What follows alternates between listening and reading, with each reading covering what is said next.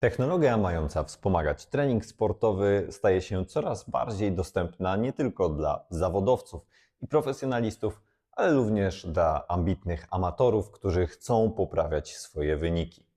Do jednych z takich technologii należy hipoksja przerywana, inaczej mówiąc generatory do sztucznej hipoksji. Czy warto pochylać się nad tym tematem? Jeśli tak, to jakie są efekty zastosowania hipoksji w treningu sportowym i jak ją stosować, aby osiągać właśnie te maksymalne efekty? Tego dowiecie się z tego materiału.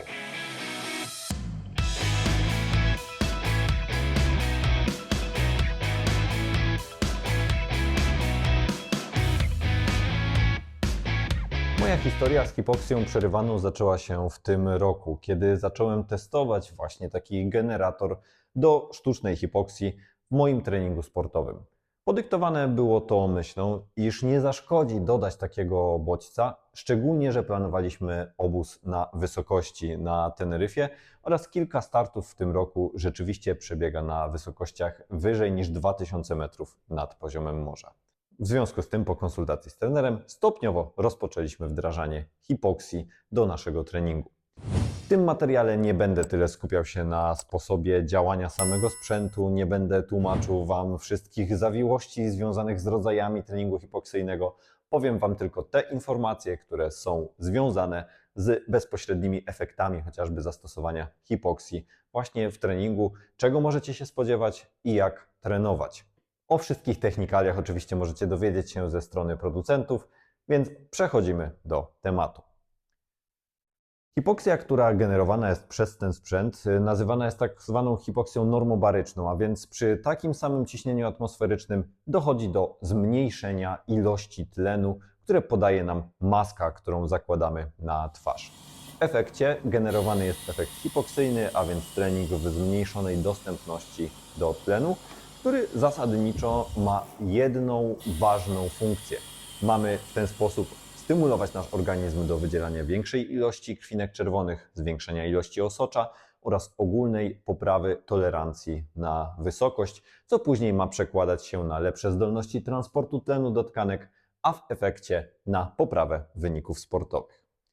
Hipoksja przerywana oczywiście różni się od tej hipoksji ciągłej, którą stosujemy właśnie w trakcie takiego treningu prawdziwego, wysokogórskiego. I tu na samym początku od razu zaznaczyć muszę, że nie jest to to samo.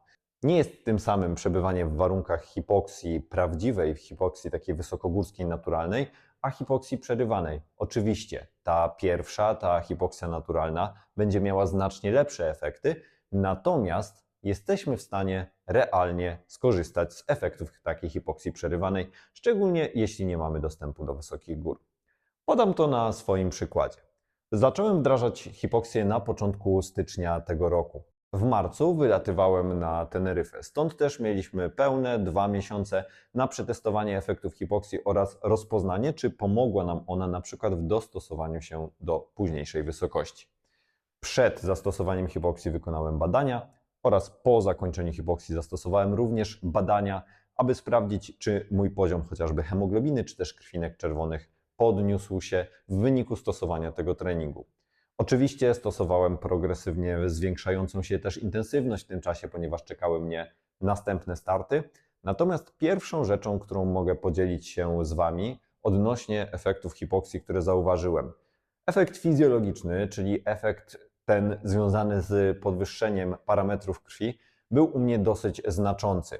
Muszę tylko zaznaczyć, że jednocześnie byłem również w trakcie leczenia na Helicobacter i SIBO, stąd też moja wchłanialność żelaza mogła znacznie wzrosnąć w tym czasie. Niemniej jednak, zmagając się z obniżonym nieco poziomem krwinek czerwonych przed zastosowaniem hipoksji, który wynosił 4,5, po zakończeniu stosowania hipoksji wynosił on 4,9, więc była to poprawa o około 10%. Hemoglobina wzrosła mi z 14,8 na 15,3 i to był ten efekt fizjologiczny. Co było natomiast takim efektem, który zacząłem zauważać dosyć szybko, bo już po około 6 do 8 takich sesji. Moje oddychanie stało się w trakcie wysiłku znacznie łatwiejsze i odczuwałem to nie tylko jako efekt samej hipoksji, ale również jako efekt maski, którą miałem założoną. Ta maska oczywiście zmienia sposób, w jaki wymienia się to powietrze. Oczywiście nie jest to aż tak komfortowe, jak w przypadku właśnie takiego codziennego funkcjonowania, czy też treningu w normalnej wysokości w naturze, ponieważ maska daje jednak pewien opór dla przepływającego powietrza, co z kolei może stanowić dodatkowy trening mięśni oddechowych. Da się rozwiązać tą niedogodność poprzez modyfikację maski, którą ja też poczyniłem, natomiast nadal jest to jednak zamknięta tuba dookoła naszej głowy, która później może generować właśnie też to dostosowanie, czyli pozytywne dostosowanie związane z pracą mięśni oddechowych. To był drugi efekt, który zauważyłem. Trzeci efekt, który zauważyłem po zastosowaniu hipoksji, w momencie, w którym jechałem na wysokość i jechałem na Teneryfę po raz trzeci już z rzędu, zauważyłem, że znacznie prościej przyszło mi zaadaptować się do tej wysokości na pierwszych jednostkach treningowych. Do tej pory, przyjeżdżając tam, miałem wrażenie, że moje tętno bardzo szybko rośnie, tempo oddychania jest znacznie szybsze, a dodatkowo, że męczę się znacznie bardziej na tych samych prędkościach, które osiągałbym tutaj na poziomie morza. Tym razem jednak nie odczuwałem tego efektu i bardzo szybko odczułem wejście na te normalne, prawidłowe obroty. Moje tętno nie podniosło się, poziom wysiłku odczuwalny był taki sam i również częstotliwość oddechów oraz odczucie tego wysiłku oddechowego również uległo znacznej poprawie. To były takie trzy główne efekty, które ja zauważyłem i które myślę, że może zauważyć każdy z Was. Do tego, kiedy widziałbym użycie takiej hipoksji, przejdę później, po tym jak opowiem, jak zastosować i jak włączyć sobie taką hipoksję do treningu, też na moim przykładzie. Pragnę Wam tylko powiedzieć, że ten odcinek powstaje we współpracy z Hypoxy.pl, z partnerem, który dostarczył mi ten sprzęt. Nie bójcie się jednak, wszystkie informacje, które tutaj podam, są rzetelne, oparte na moich doświadczeniach, a także na badaniach naukowych na temat hipoksji przerywanej. Także dostajecie rzetelną opinię na temat sensowności oraz ewentualnych negatywnych efektów, czy też braku efektów, które możecie spodziewać się po zastosowaniu takiej hipoksji. Jeśli chodzi o to, w jaki sposób warto taką hipoksję stosować, przede wszystkim możemy tutaj wyróżnić dwa sposoby. Jeden jest to przebywanie ciągłe w hipoksji, czyli tak zwana metoda Live High, Train Low, w której przebywamy w namiocie hipoksyjnym, w którym taki generator zmniejsza dostępną zawartość tlenu. W takim namiocie przebywamy od 8 do 12 godzin dziennie, czasami można w nim spać, tak aby zwiększyć sobie ilość tej hipoksji. Można również zastosować hipoksję przerywaną, czyli tak zwaną intermittent hypoxia, w której kierujemy się metodą Train High, Live Low. Trenujemy z hipoksją na obniżonej zawartości tlenu, a żyjemy w warunkach normalnych. Ta metoda sprawdza się lepiej u większości osób, głównie ze względów logistycznych. Nie każdy z nas może pozwolić sobie na zastosowanie namiotu czy wsadzenie go do sypialni. Większość z nas natomiast mogłaby pozwolić sobie na to, aby przy bieżni mechanicznej bądź przy trenażerze korzystać właśnie z takiej hipoksji. I ja korzystałem z tego drugiego sposobu stymulacji, czyli z tej hipoksji przerywanej. Stosowałem hipoksję od 2 do 3 razy w tygodniu przez okres minimum 8 tygodni. Efekt, który zauważyłem, właśnie nastąpił po tym czasie, o tych efektach już Wam powiedziałem. Natomiast jakie jednostki wykonywałem w hipoksji? Początkowo wykonywałem jednostki dodatkowe, jednostki tlenowe, czyli takie rozjazdy spokojne na rowerze, czyli spokojne rozbieganie na bieżni mechanicznej. Drugie treningi bardzo często wykonywałem właśnie z tą hipoksją, kierując się zasadą też progresji. Zaczynałem od 1500 metrów, kończyłem na 2500 metrów nad poziomem morza. Później zastosowałem po około 2-3 tygodniach hipoksję w trakcie niektórych też bodźców takich akcentowych. W momencie biegów przerywanych na bieżni mechanicznej, w momencie pewnych akcentów na rowerze i w dłuższych rozjazdach na trenażerze, nawet do 3 godzin. Oczywiście, tak jak wspomniałem, trzeba się do tego dosyć mocno przyzwyczaić, natomiast z każdą kolejną sesją na pewno ta tolerancja rosła. Co zauważyłem na samym początku, tempa w trakcie użycia hipoksji spadały względem tych, które normalnie uzyskiwałem na bieżni mechanicznej chociażby, o około 10-15 sekund na kilometr. Efekt ten, muszę też zaznaczyć, był znacznie większy, im wyższe było nachylenie.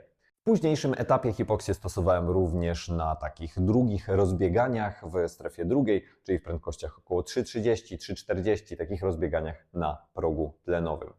Zaznaczę, że może być Wam dosyć ciężko na samym początku używać tej hipoksji w trakcie akcentów ze względu na wspomniany przeze mnie ograniczony nieco przepływ powietrza oraz na to wrażenie, że jest nam nieco niewygodnie i to tempa jednak trochę spadają. Dlatego też zalecam, aby kierować się takim protokołem, w którym zaczynamy od bardzo spokojnych jednostek, stopniowo zwiększając tą wysokość i później dokładamy tą hipoksję również do takich akcentów. Jeśli chodzi o tą progresję wysokościową, to również zaczynamy tutaj od tej niższej wysokości, czyli zaczynamy od około 1500-1800 metrów nad poziomem morza, kierując się do tych wysokości wyższych, ale nie stosowałbym tutaj więcej niż 2600 metrów nad poziomem morza, ponieważ mamy bardzo mało dowodów na to, że taka hipoksja może w ogóle cokolwiek dobrego zmienić w organizmie. Kiedy warto zastosować taką hipoksję? Na pewno warto zrobić to w sezonie przygotowawczym, w sezonie bazowym, kiedy jesteśmy jeszcze przed startami. Ze względu na fakt, że samo przebywanie w hipoksji może nam utrudniać nieco regenerację i ta jednostka staje się bardziej obciążająca, okres taki startowy może być tutaj dosyć utrudniony. Zastosowanie hipoksji jednak w okresie startowym może mieć miejsce szczególnie w momencie, w którym przygotowujemy się do startów na wysokości. I takie starty na wysokości warto nawet kilkukrotnie przerobić sobie właśnie pod kątem takiej sztucznej hipoksji. Po co?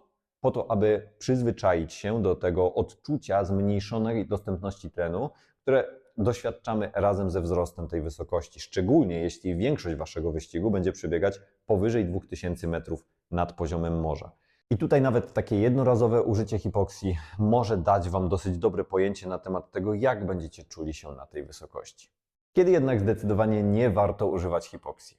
Wtedy, kiedy będziecie wiedzieli, że nie będziecie w stanie wykorzystywać jej regularnie, albo w momencie, w którym będziecie ją wykorzystywać bardzo, bardzo krótko.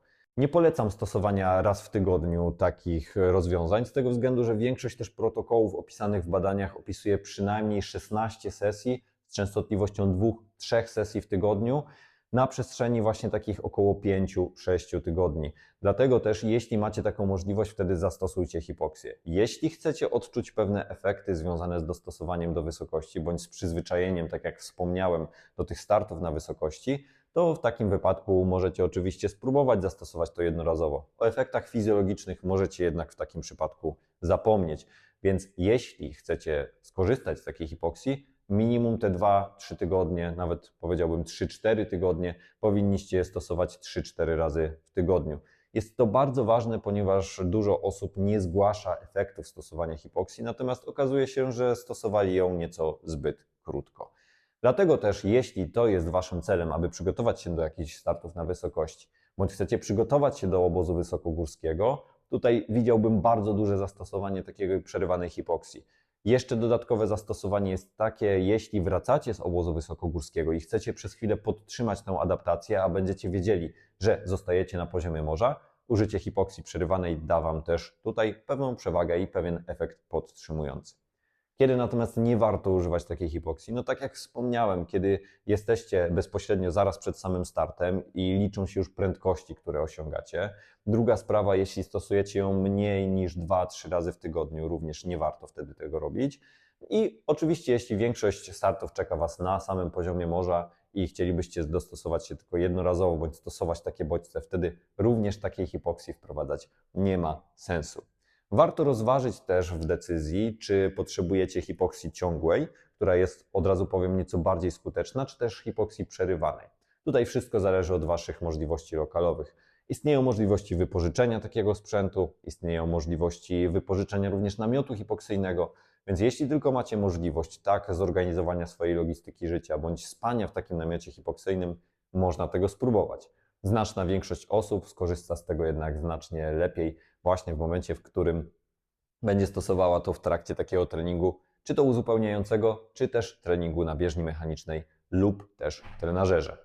Warto, aby wspomnieć o tym, że oczywiście nie jest to sprzęt, który jest najbardziej mobilny, dlatego oczywiście nie wykorzystamy go w bardzo wielu warunkach, natomiast spokojnie jesteście go w stanie przewieźć na siłownię, spokojnie jesteście go w stanie ustawić w domu i przemieszczać go też po tym domu. Natomiast jest to raczej sprzęt, który powinien być użytkowany stacjonarnie.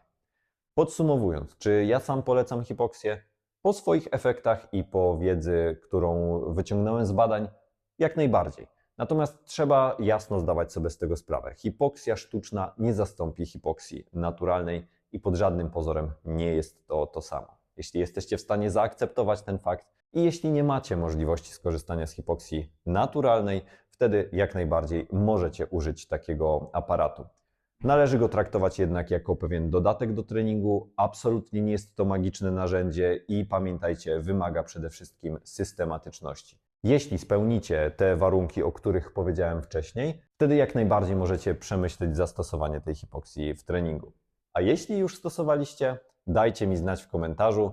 Jeśli podobał się Wam ten odcinek, wyciągnęliście z niego coś ciekawego, oczywiście zostawcie łapkę w górę, zasubskrybujcie kanał. A jeśli będziecie chcieli wypróbować taką hipoksję, czy to w formie kupna aparatu, czy jego wypożyczenia, zapraszam Was na stronę hypoxy.pl, gdzie znajdziecie kompleksową obsługę w zakresie wypożyczenia, czy też kupna generatorów hipoksji. Do zobaczenia w kolejnych materiałach.